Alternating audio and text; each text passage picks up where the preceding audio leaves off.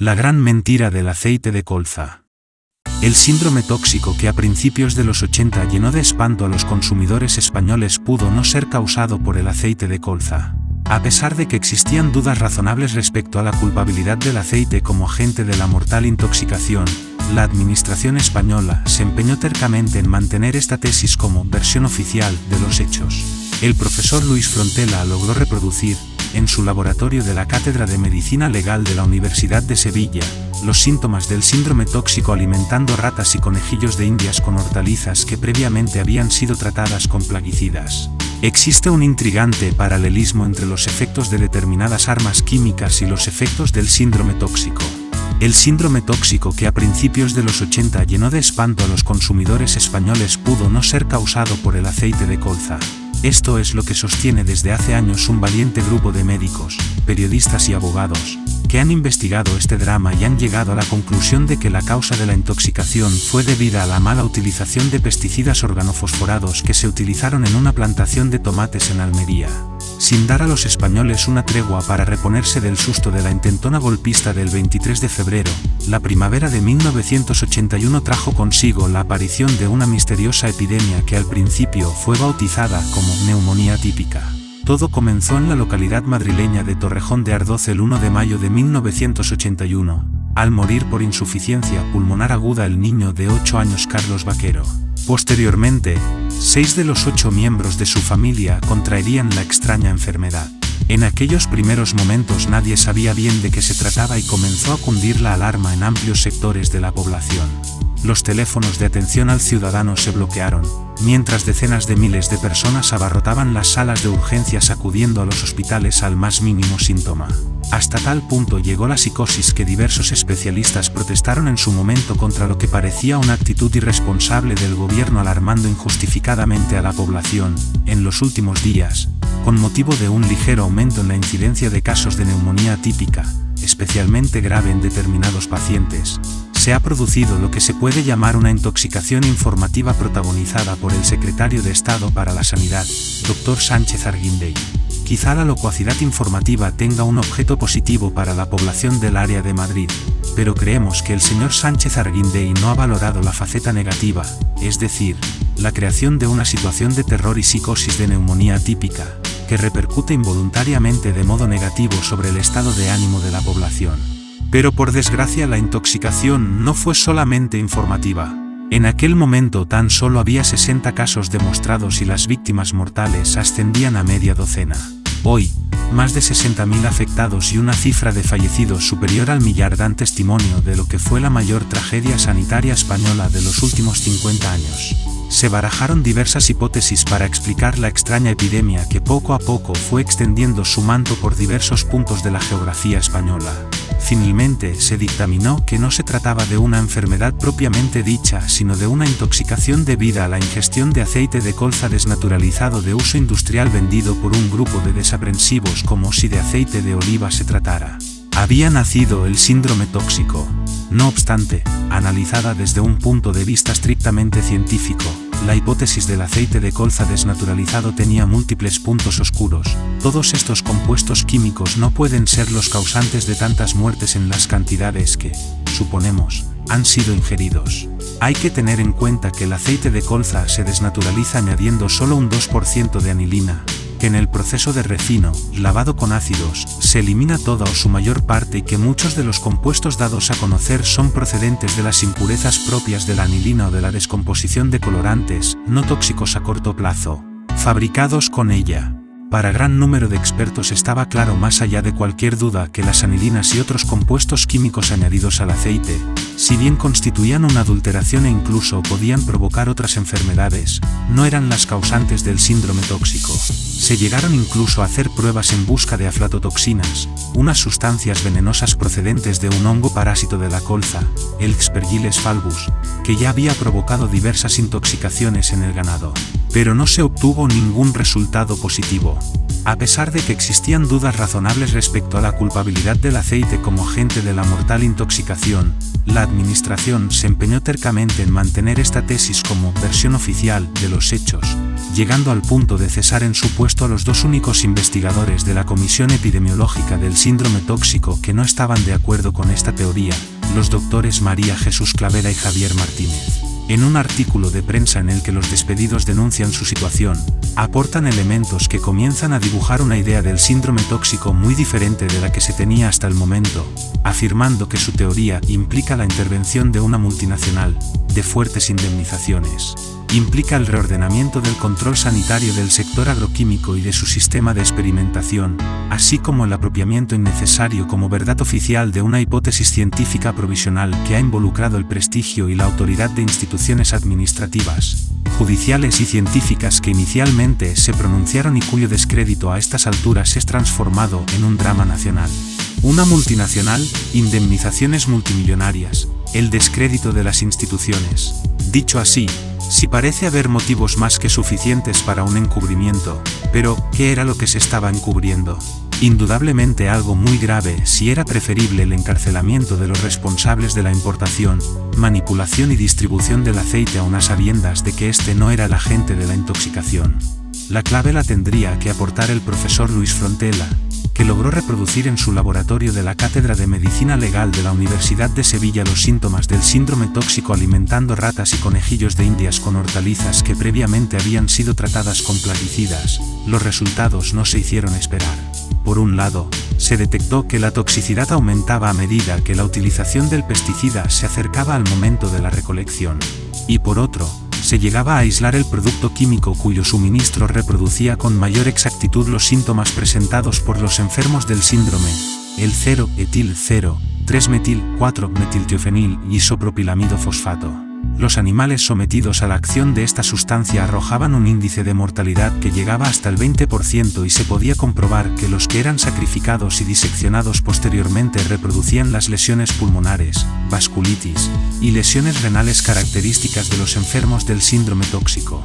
Parecía que el enemigo estaba identificado y el asunto en sí no tenía un aspecto tan terrible para las compañías fabricantes de los pesticidas que contenían esa sustancia. A fin de cuentas, un buen abogado tendría en su mano todos los ases a la hora de argumentar que el accidente no se había debido en absoluto a la alta toxicidad de la sustancia, sino a su mal uso por parte de los agricultores dado que en el envase se advierte sobre su toxicidad y sobre los tiempos límite de su utilización. La hipótesis del pesticida. El doctor Frontela no fue el único en apuntar hacia un insecticida como probable causa de la enfermedad. Antes que él, y de manera completamente independiente, el doctor Antonio Muro Fernández Cavada había realizado investigaciones que apuntaban en el mismo sentido, unas investigaciones que le valieron su despido como director del Hospital del Rey de Madrid. El doctor Muro no solo afirmaba haber dado con el principio activo causante de la intoxicación, sino que, además, creía haber dado con el pesticida concreto, el Nemacur, comercializado en muchos países, incluido España. Es un insecticida clasificado por la propia administración en el grupo C, gran toxicidad. El insecticida es muy caro y eficaz. Hace solo unos años se puso a la venta en España, coincidiendo en el tiempo con la aparición de la enfermedad. Está indicado en la lucha contra los insectos y los nematodos del suelo, y sus instrucciones advierten que debe ser utilizado meses antes de cultivar la tierra. El Nemacur es de venta libre, aunque tiendas especializadas en las que se comercializan estos productos están obligadas a llevar un libro oficial del movimiento de ventas del insecticida. Para llegar a esta conclusión el doctor Muro había realizado un exhaustivo trabajo de investigación. Rodeado de un estrecho grupo de colaboradores, Muro se lanzó a investigar por su cuenta. Entrevistó personalmente a más de 4.000 afectados por la enfermedad, viajó de una a otra punta del país. 6 meses después, tenía elaborado el mapa de la enfermedad en todo el territorio estatal. De esta manera, el médico heterodoxo y su equipo lograban obtener un primer descubrimiento. Gran parte de los afectados por el llamado síndrome tóxico no habían consumido aceite de colza desnaturalizado, y por el contrario, todos ellos incluían en su dieta alimenticia una determinada variedad de tomate que solo se cultiva en escasas zonas del Estado español. Con estos datos, el doctor Muro se dedica a visitar mercados, se entrevista con mayoristas de frutas y verduras, con transportistas e intermediarios y semanas más tarde consigue averiguar que el tomate sospechoso procede de una huerta de la localidad almeriense de Roquetas de Mar. Se trataba de una partida de unos 80.000 kilos de tomate de la variedad Lucy que fueron destinados al mercado interno debido a su escasa calidad, inapropiada para la exportación. Aquellos tomates se comercializaron justo en las zonas de incidencia del síndrome. No pasó mucho tiempo antes de que el agricultor presuntamente responsable fuera localizado. Informes confidenciales de los servicios secretos, a los que ha tenido acceso Cambio 16, señalan que F.M., el agricultor de Roquetas de Mar, empleó Nemacur o varios bidones de 5 litros de Nemacur en su versión líquida, es decir, la más tóxica, para exterminar una plaga de fusario u un hongo que afecta a las raíces, que estaba a punto de arruinar su cosecha de tomates. Fue una mala cosecha, cuenta F.M. a Cambio 16, confirmando los datos en poder de los servicios de inteligencia. En un invernadero de 2 hectáreas solo logré salvar 81.000 kilos de tomates, de la variedad Lucy, que vendí entre 12 y 2 pesetas el kilo y que se destinaron en su integridad al mercado nacional. El periodista Alfons Serra aportaba nuevos argumentos para identificar estos tomates como los causantes de la tragedia. Además, hay razones más que fundamentadas para sospechar de los tomates como los portadores del agente asesino.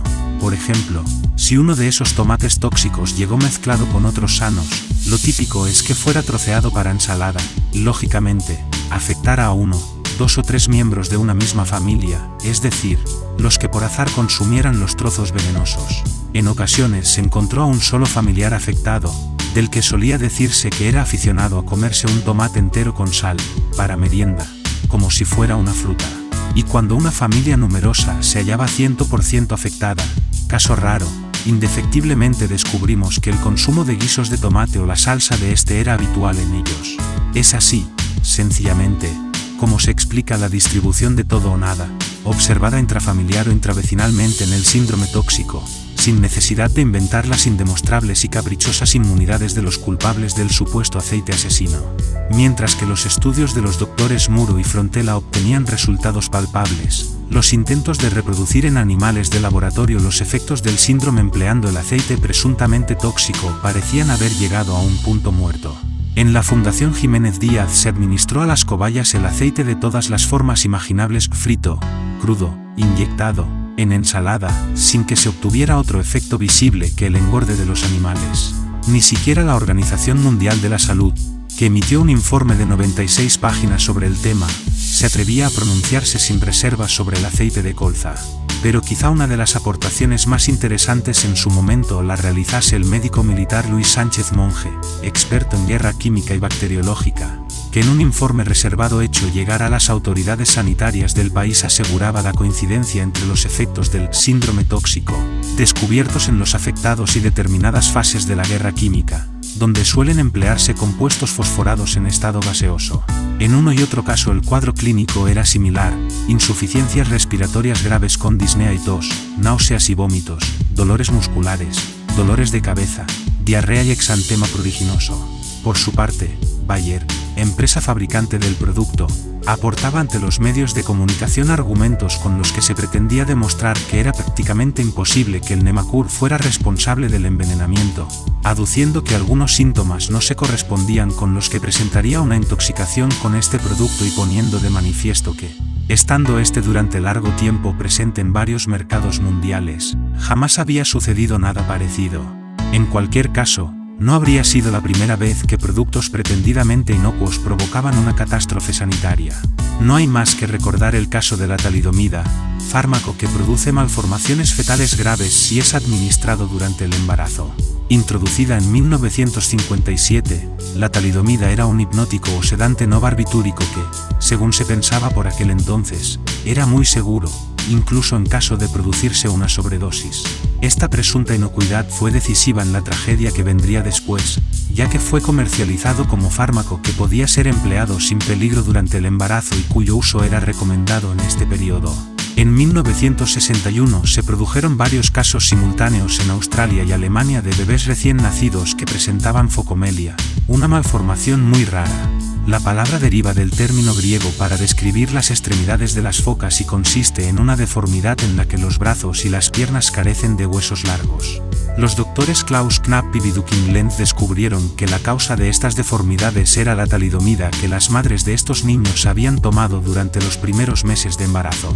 Su trabajo fue muy similar al que años después realizaría el Dr. Muro con los tomates.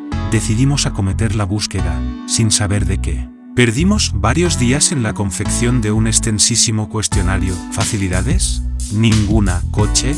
El mío, la bicicleta de Lenz, hubiese sido poco práctica. 7 visitas y hay ningún resultado positivo. Dificultades. ¿Cómo entra uno en la casa si no se sabe si vive el niño? Y entonces, bajo la lluvia de Hamburgo, Lenz y yo tomamos la decisión más importante. Había surgido algo nuevo, un padre había nombrado un medicamento. Era psicólogo y estaba convencido de que, en Estados Unidos habían prohibido su venta por producir alteraciones neurológicas. ¿Podría ser cierta esa sospecha? En ningún caso hasta entonces habían nombrado ese medicamento. Lo decidimos sin discusión, volvemos a empezar. Más tarde, los experimentos en animales confirmaron la causa del mal. El fármaco había sido comercializado con todas las garantías preceptivas. Sin embargo, no se realizaron experimentos en mujeres durante el periodo de gestación porque hasta entonces se pensaba que estos experimentos no eran necesarios. Guerra química. Hemos mencionado que un experto en guerra química, el Dr. Sánchez Monje, había establecido un curioso paralelismo entre determinadas armas de este tipo y los efectos del síndrome tóxico. Esto no habría pasado de una simple curiosidad de no ser por algo que apenas menciona en un reportaje el periodista Rafael Cid, que fue uno de los informadores que siguió durante más tiempo y con más dedicación el tema del síndrome tóxico. En principio estaba plenamente convencido de la veracidad de la tesis oficial sobre el aceite de colza. Es más, incluso estaba plenamente convencido de que las tesis que apuntaban hacia los pesticidas organofosforados eran una mera maniobra de distracción elaborada por parte de los empresarios aceiteros que, de esta manera, buscaban escurrir el bulto de su responsabilidad ante los tribunales. Sin embargo, según fue indagando en el caso y obteniendo información de primera mano, fue cambiando de opinión y dándose cuenta de la inconsistencia de la teoría del aceite. Estas investigaciones están magistralmente resumidas en un reportaje publicado en su momento por la revista Cambio 16 bajo el título Yo investigué el síndrome tóxico.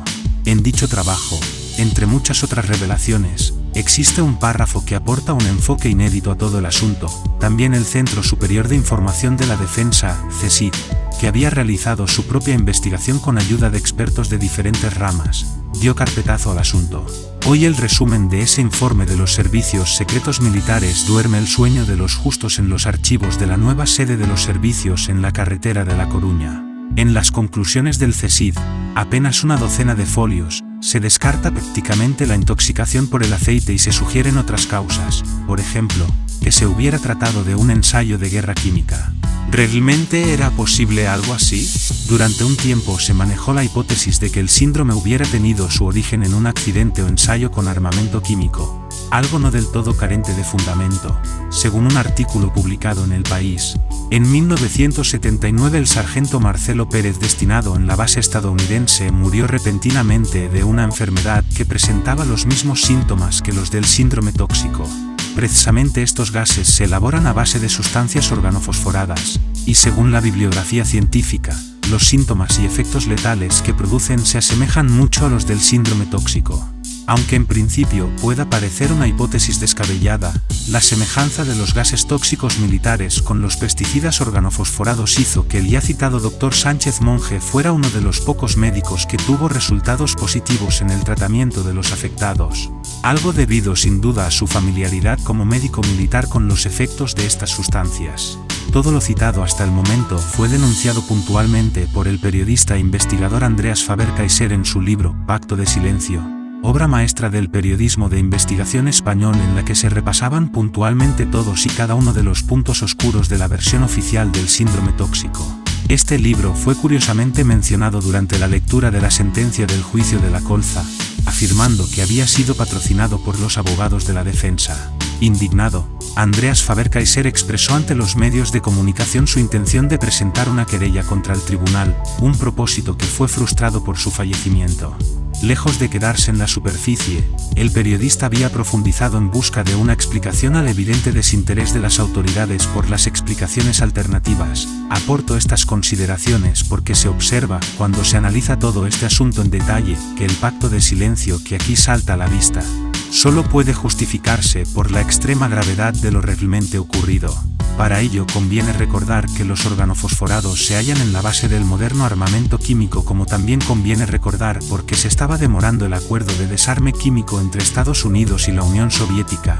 La creación del arma química binaria hace imposible cualquier tipo de control internacional, debido a que su producción puede ser organizada secretamente incorporándola en cualquier empresa química privada. Implica la experimentación con nuevos tipos de agentes químicos en la industria de herbicidas, entre otras, existiendo la posibilidad de evitar las inspecciones en las unidades y empresas que pertenezcan a sociedades privadas o multinacionales. Es importante, por tanto, que al enjuiciar lo sucedido en España con el síndrome tóxico, se tenga presente que la industria química privada multinacional ofrece la única posibilidad de ensayo impune en el supuesto de un acuerdo internacional de suspensión de la experimentación y almacenamiento de armamento químico. Silencio de Estado. Rafael Cid, Andreas Faber-Kaiser, los doctores Muro y Frontela, todos ellos y muchos más habían puesto de manifiesto la inconsistencia de la versión oficial que, sin embargo, continuaba inquebrantable contra viento y marea del sentido común y el método científico. Como escribió en su momento el propio Rafael Cid, el episodio del síndrome del aceite tóxico, SAT, es uno de esos temas que demuestran la impotencia de los medios de comunicación. A pesar de las toneladas de papel, chorros de tinta y riadas de comentarios y opiniones vertidas, la huella en la opinión pública es de incredulidad. Falta algo. Lo que se sabe no explica todo. Como en el intento del golpe de Estado del 23 de febrero de 1981, por poner un ejemplo exterior, el asesinato del presidente norteamericano John F. Kennedy. En los tres casos faltan respuestas, y además lo parece.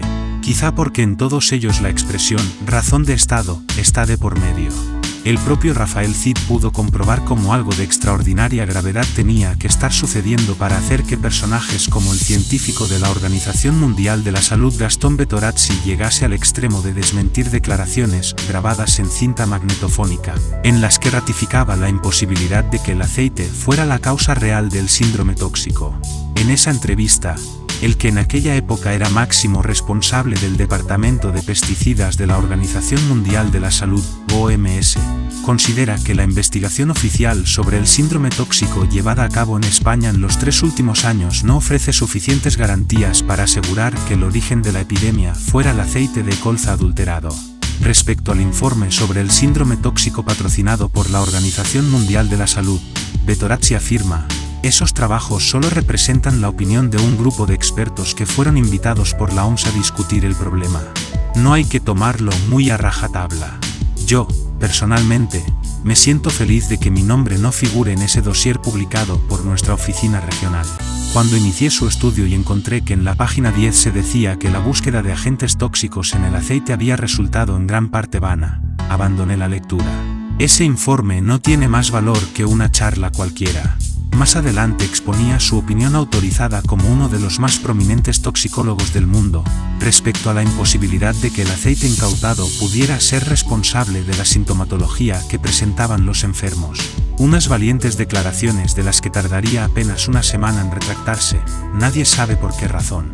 Por su parte, la revista Cambio 16, el medio de comunicación que había publicado esta entrevista y el que con más decisión había defendido la tesis del pesticida, sufrió una demanda por parte de la multinacional Bayer que acabó resolviéndose extrajudicialmente mediante un acuerdo según el cual la publicación se comprometía a publicar una rectificación. ¿Qué hacía el gobierno mientras tanto?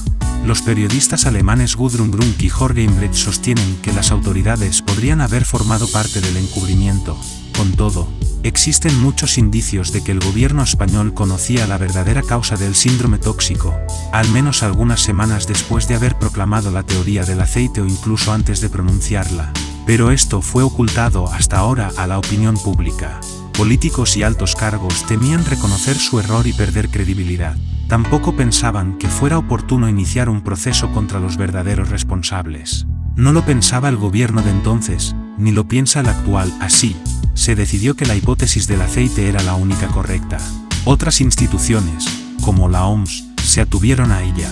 En realidad estaba en juego mucho más que el prestigio de los políticos o enfrentarse contra empresas que generan miles de puestos de trabajo en España. Por aquellos días estaban en las fases finales del proceso de integración del país en la Comunidad Económica Europea. Un escándalo de tal calibre relacionado con la producción agropecuaria española, habría tenido repercusiones muy negativas sobre este proceso, aparte de suponer un desastre para las exportaciones agrícolas locales, eso si no se producía un embargo sobre las hortalizas en cuestión.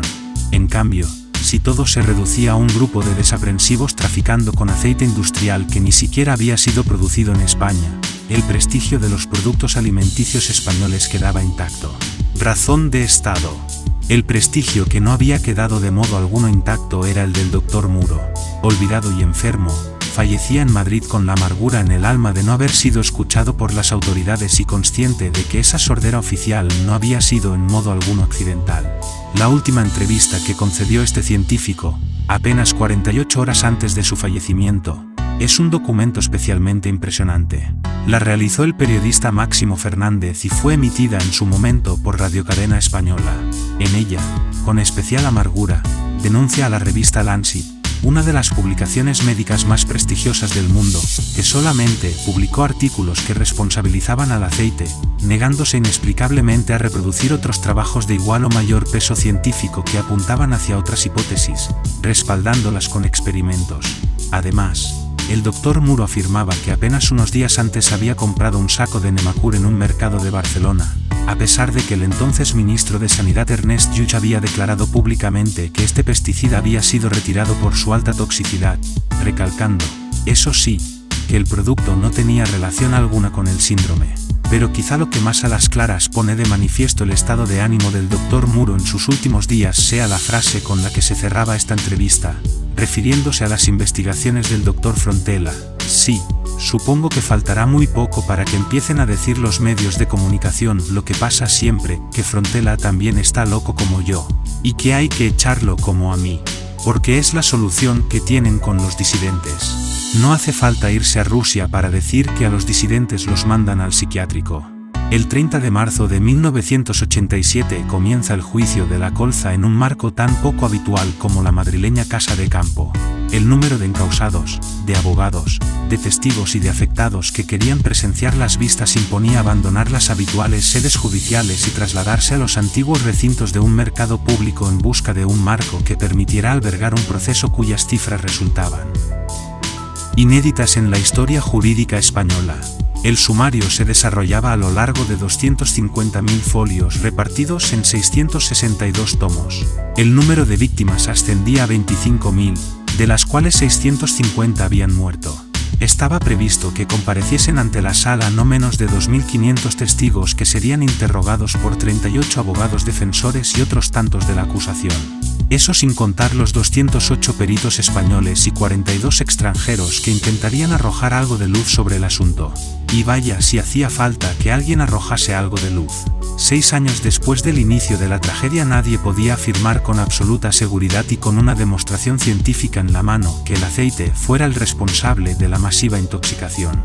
El gobierno socialista, por su parte, se muestra tremendamente incómodo ante esta desagradable herencia recibida de sus antecesores, por no sabe ni el presidente del gobierno, que en un requerimiento notarial de la Asociación de Afectados por el Síndrome Tóxico de Fuenlabrada, Madrid, responde: todos los datos que la Administración Sanitaria y la Comisión de Seguimiento del Síndrome han ido recogiendo de las innumerables comisiones y estudios epidemiológicos realizados en España y en los más prestigiosos centros de investigación del mundo están en manos del Tribunal de Justicia que investiga el caso, y al que corresponde judicialmente determinar cuáles fueron las causas de la enfermedad y las responsabilidades penales y civiles. Ni el presidente del gobierno ni cualquier organismo de la administración tiene competencia jurídica para determinar cuál sea el causante verdadero de la enfermedad denominada síndrome tóxico. La publicación de la sentencia, el 20 de mayo de 1989, hizo que a muchos de los que hasta el momento habían creído a pies juntillas la historia del aceite se les cayera la venda de los ojos, pero al escuchar la sentencia comprendí que la explicación oficial es falsa. Esquemáticamente, la sentencia puede resumirse así: tras reafirmar que la causa del síndrome tóxico fue el aceite de colza manipulado, deja prácticamente en libertad a los manipuladores, pese a que se pedía más de 100.000 años de cárcel para ellos. Muchas personas se han indignado por la débil condena, pero para mí, La sentencia grita precisamente que no fue el aceite de colza, cosa que reconoce implícitamente al decir que se desconoce el agente tóxico concreto que produjo la enfermedad, tras 8 años de investigación y, por eso, deja a los acusados, casi, en libertad para que no sigan incordiando con su uso de la hipótesis alternativa, retiren las querellas presentadas y contribuyan con su silencio a que quede legitimada y aceptada masivamente la explicación oficial. Así se saldaba el monumental juicio que tuvo uno de sus momentos culminantes cuando el tribunal rechazó el ofrecimiento del industrial Salomó, uno de los inculpados, de beberse un vaso del aceite sospechoso, con el argumento de que no podía permitir, por razones éticas, la experimentación con seres humanos en la sala.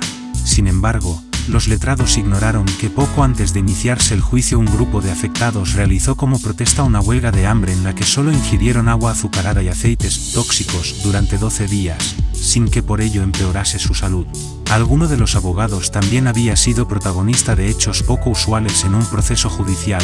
A nivel judicial, el caso del síndrome tóxico también generó acontecimientos más propios de una película de espionaje que de un estricto problema de salud pública. El letrado Juan Francisco Franco entró en este espinoso asunto como abogado de los importadores de aceite. Poco después recibí una información que me decía que investigase el tema porque el aceite no tenía nada que ver, que esta hipótesis no encajaba en absoluto, y al cabo de un tiempo conocí los trabajos del Dr. Muro.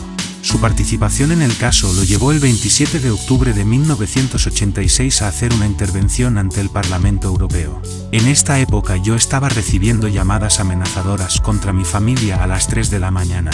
Se lo comenté al entonces eurodiputado Juan María Vandrés y me dijo que había que hacer público lo que sabía y que teníamos que intentar que yo hablase en el Parlamento Europeo. En su intervención, Franco expuso las contradicciones existentes en la hipótesis del aceite. Mi propósito es dejar constancia de unos hechos que, por sí mismos, pondrán en evidencia las manipulaciones y falsedades de que fue objeto la investigación científica, esencialmente epidemiológica, para dar apoyo a la hipótesis oficial e impedir la apertura de líneas alternativas, y añadió que pretendo, por tanto, denunciar públicamente estos hechos que han permitido ocultar la verdadera causa de la intoxicación y perpetuar la caótica situación existente en España en relación con la prevención sanitaria y el medio ambiente. En su discurso ante el Parlamento Europeo, este letrado también sostuvo que la Administración impidió el desarrollo de hipótesis alternativas valiéndose de todo tipo de medios, incluidos la ocultación y la falsificación de todos aquellos datos que exigían la apertura de nuevas líneas de investigación. Indemnizaciones. Uno de los aspectos más positivos de la sentencia había sido el reconocimiento a los afectados de una serie de compensaciones económicas que, si bien no podrían resarcirlos de lo sucedido, por lo menos ayudarían a paliar situaciones que, en muchos casos, resultaban ciertamente penosas. Sin embargo, más de 10 años después de la sentencia, el tema de las indemnizaciones se había convertido en otro de los puntos oscuros del síndrome tóxico.